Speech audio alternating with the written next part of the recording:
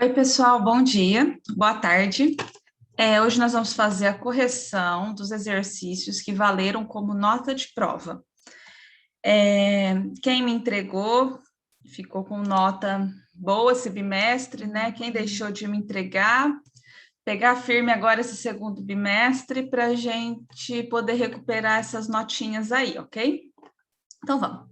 Aproveitando a disputa dos Jogos Pan-Americanos em Toronto, um professor fez uma analogia entre um dos tipos de modelos atômicos e o lançamento do martelo.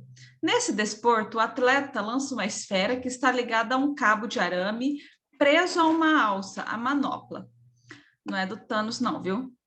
O atleta segura a manopla com as duas mãos, mantendo os pés imóveis e gira a esfera sobre a sua cabeça. Então, aquele lá que eles giram, que seguram assim, fica girando, né, e solta essa esfera que está com essa alça. Ao final do último giro, bloqueia o movimento do seu corpo, fazendo uma alavanca e lançando a bola. Considerando o movimento anterior ao lançamento da bola, qual é o modelo atômico mais apropriado para essa analogia? Então, vamos pensar. Eu tenho, deixa eu ver se eu acho aqui alguma coisinha aqui, vamos ver. Aqui, ó. Vamos imaginar que a esfera está aqui, né? E aqui seja a alça.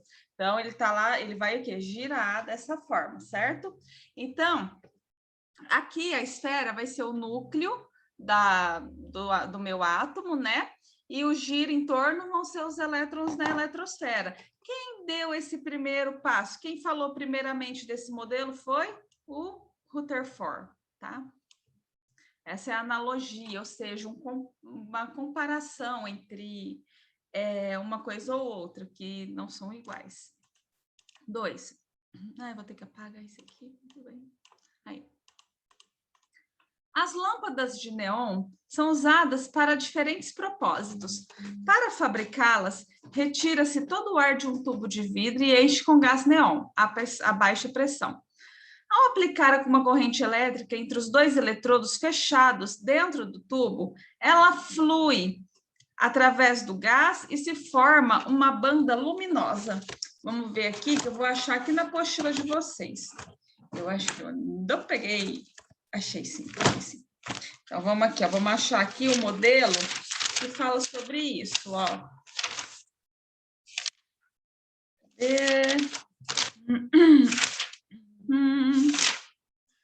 Tá na página 31, tá? Aqui, ó. Na página 29, na verdade, vamos ver, ó. Aqui, ó, a primeira lâmpada que o Thomson tentou fazer, explicando a radioatividade. Então, quem fez, olha lá, propôs esse modelo que compreende esse fenômeno foi Thomson. 3. Ao resumir as características de cada um dos sucessivos modelos do átomo de hidrogênio, um estudante elaborou os seguintes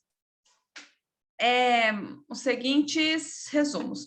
Então, Dalton, átomos maciços e indivisíveis. Ok, certo, Dalton propôs, né, que os átomos eram uma bola de boliche, não, de bilhar, né, toda preenchida, pesada, né, e densa. Tá certo esse modelo aqui que ele falou. Vamos ver o Thomson. Elétron de carga negativa incrustada em uma esfera de carga positiva, certo? Lembra, o modelo de Thomson é o do cookie. A massa é positiva e os pingos de chocolate são negativos, né?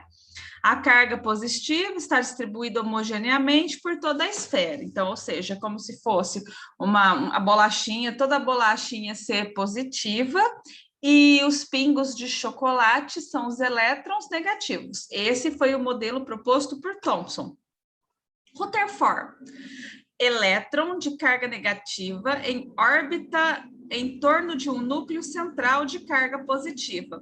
Não há restrição quanto aos valores dos raios, das órbitas e das energias do elétron. Corretas? Aqui também é um resumo que ele falou sobre Rutherford, né?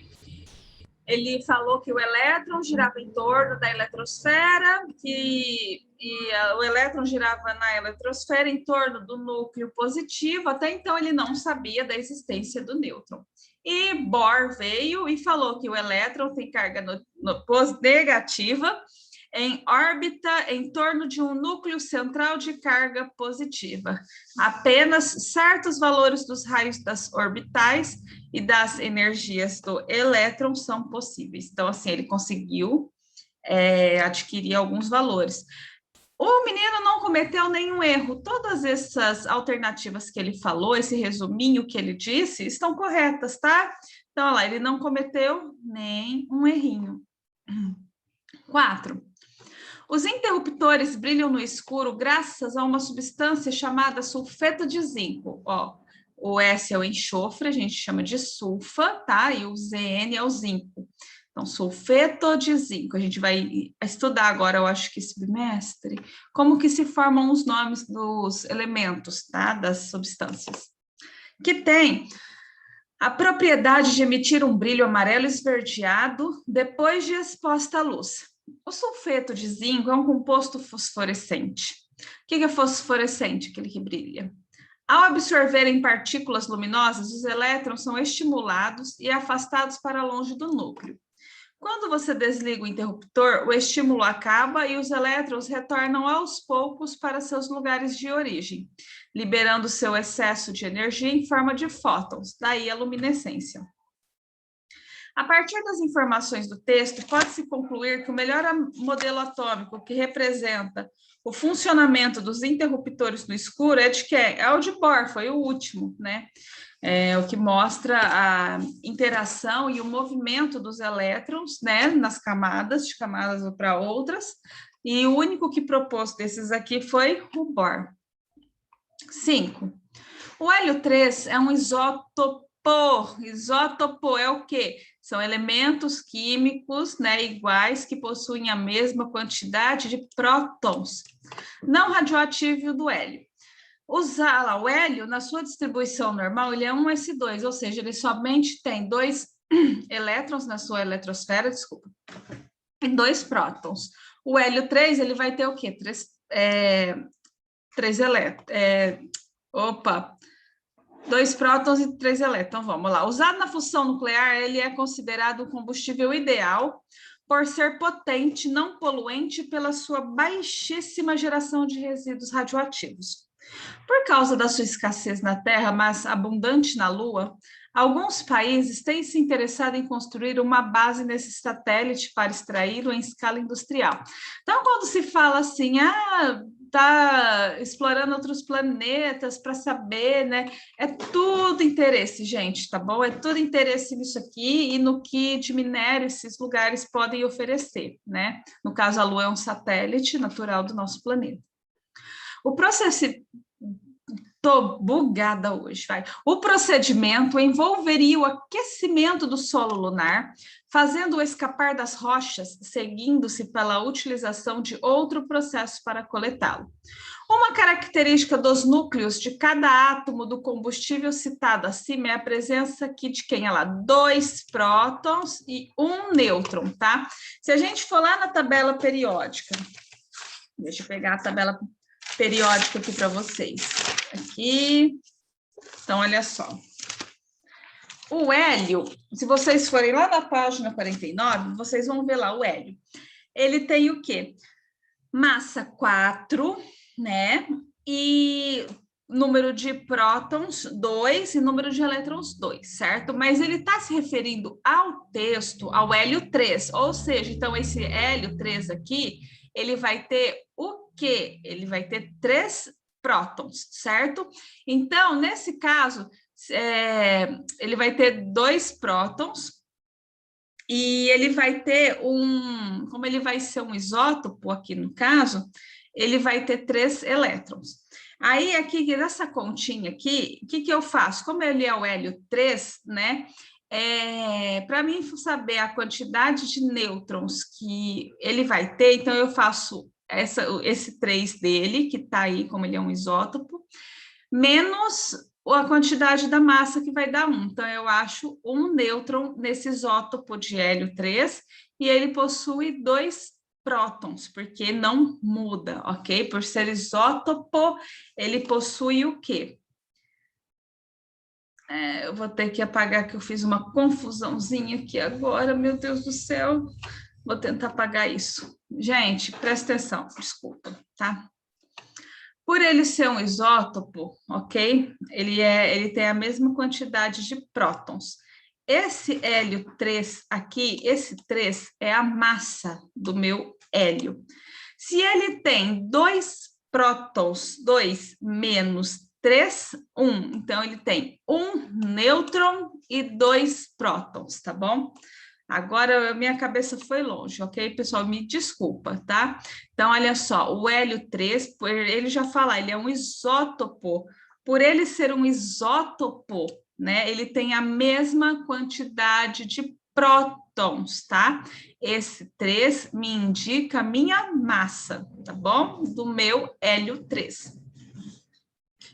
O procedimento lá, então, ou seja, ele tem 2 prótons, porque ele é um isótopo do hélio normal, ou seja, então eles têm a mesma quantidade de prótons, e ele tem aqui, no caso, um nêutron só. Deu para entender? 6. A idade de um fóssil pode ser determinada com base no percentual já conhecido do carbono 14 em relação ao carbono 12. Falou em elementos químicos iguais, carbono, carbono, carbono, tá? Eu estou falando de isótopos entre si, ok? Certo? Então, era só continuar a frase e escrever aqui novamente. Então, sempre que vocês ouvirem falar de elementos químicos iguais, né, que muda a quantidade de massa, são isótopos, tá? Assinale a alternativa correta.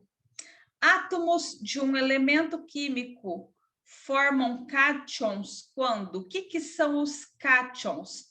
É quando o meu elemento químico se torna positivo. Quando ele se torna positivo? Quando ele perde elétrons, quando ele perde carga negativa, tá? Então, se ele perde carga negativa, ele perdeu quem? Perde elétrons na eletrosfera, porque só é a única coisa que ele pode perder, o coitadinho do átomo lá, é elétrons, ele não perde mais nadinha. 8. Há 100 anos foi anunciada ao mundo inteiro a descoberta do elétron, o que provocou a verdadeira revolução na ciência. Essa descoberta proporcionou à humanidade, mais tarde, a fabricação de aparelhos eletroeletrônicos, que utilizam inúmeras fiações de cobre. A alternativa que indica corretamente o número de elétrons contido na espécie química, cobre, 2 mais 29. Então, vamos. O cobre, só para aqui, ele tem 29 prótons, ou seja, então ele tem 29 elétrons, certo até aí? Então, aqui, olha só, ele tem 29, meu pai do céu, prótons. Quando tem esse sinalzinho aqui, olha só, do ladinho do meu elemento químico, tá mais 2. O que significa esse mais 2? Significa que ele está com 2 cargas positivas. Então, se ele está com cargas positivas a mais, certo? Significa que ele perdeu quantos elétrons? 2 elétrons. Para quê? Para a quantidade de prótons nunca se altera, tá? Então, olha só. Se ele perdeu 2 elétrons e ele tinha 29, ele ficou com quanto? 27 elétrons, tá? Se fosse ao contrário aqui, se fosse o cobre, né, menos 2, o que significa? Significaria que ele havia ganhado 2 elétrons. Aí sim ele seria 27, 28, 29, 30. Aí sim ele seria 31, tá? Porém, aqui no caso é mais 2. É meio confuso isso, né? Mas esse mais 2 me indica que ele está positivo, com 2 a mais positivos, porque ele perdeu 2 cargas negativas. Então, olha lá, ó, 29 positivo menos, né? 2, olha lá, quanto que dá essa conta? Vai dar 27 o quê? Positivos, ok? Certo até aqui por enquanto, pessoal? Alguma dúvida, já vai postando lá no grupo para a gente ir respondendo, ok? Acabando. 9. A classificação dos elementos químicos é considerada uma das mais valiosas generalizações científicas. É segunda, gente, é segunda. Em relação a esse aspecto, reunindo dados próprios e de outros cientistas, Dmitry Mendeleev concluiu que certas propriedades dos elementos químicos são uma função periódica dos seus pesos atômicos, tá? O que é isso? É um dos... eles usam isso para organizar a tabela periódica também, tá bom? Eu não vou cobrar muito isso de vocês, ok? Vocês não têm que ficar se preocupando com isso. O que vocês têm que saber, lembra que eu falei, o que vocês têm que saber da tabela periódica? Saber aonde está, saber interpretar a tabela, aonde está a massa, o número atômico, que é o número de prótons, a quantidade de elétrons que ele tem e fazer a distribuição eletrônica dele na eletrosfera. Isso é o que vocês têm que saber agora no 9º ano, ok? Igual essa daqui, ó.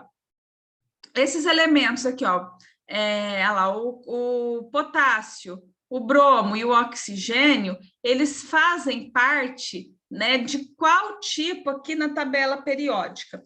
Eu acho isso daqui muito puxado ainda para vocês, ok? Mas se vocês voltarem na página, irem lá na página 50, né? Vocês vão entender aonde que vai achar. Por exemplo, metais, eu tenho o grupo 1, que é o metais alcalinos, e o K, né? Ele tá onde? Olha só, ele tá no grupo 1 aqui, ó. Olha lá, ele tá aqui no grupo 1. Então, por isso que ele é alcalino.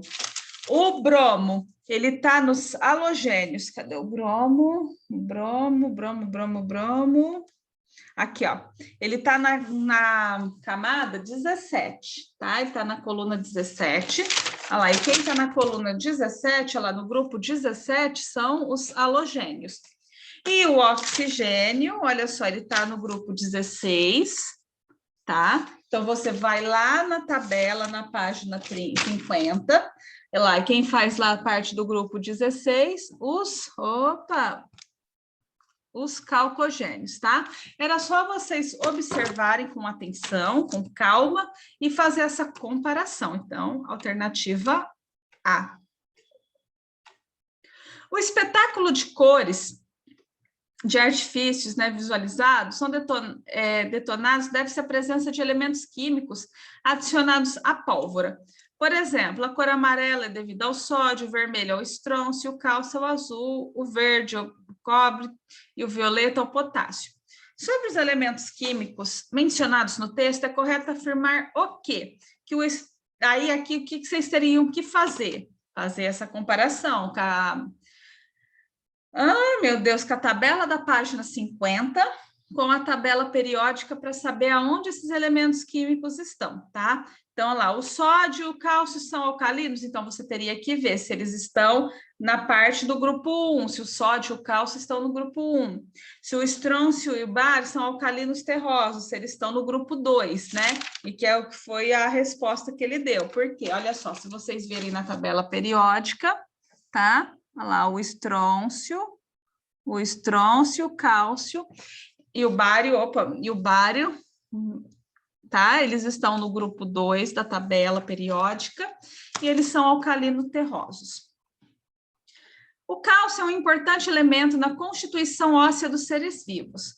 Com relação ao cálcio, pode-se afirmar que seu átomo apresenta o quê? Então, vamos lá na tabela periódica mais uma vez. Vamos olhar o cálcio. Cadê o cálcio? Olha lá, é 20, certo? Então, ele tem o quê? 20 prótons, então ele vai ter 20 elétrons, né?